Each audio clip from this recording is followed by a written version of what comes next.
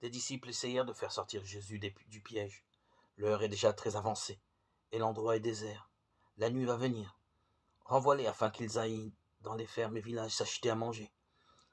Il leur répondit sèchement, en homme qui n'est pas dupe, nourrissez-les vous-même. Sous-entendu, puisque vous avez pris le risque de les rassembler ici.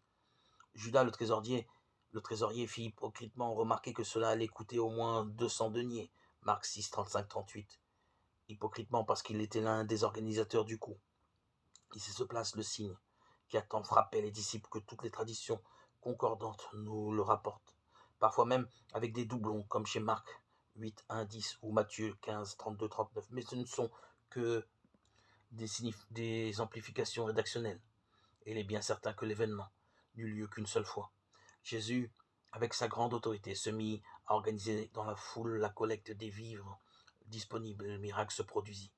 Tout le monde fut rassasié et l'on ramassa 12 couffins pleins de restes de pain et de poisson.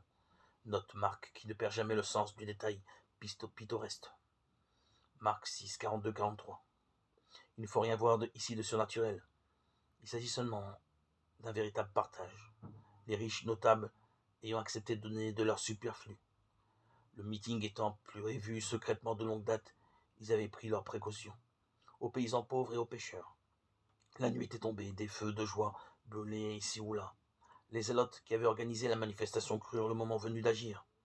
Ils se répandirent dans la foule en disant « C'est vraiment lui le Messie qui doit libérer Israël ». La tension commença à monter et l'enthousiasme allait de pair.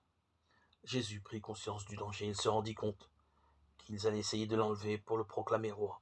Jean 6, 14, 15.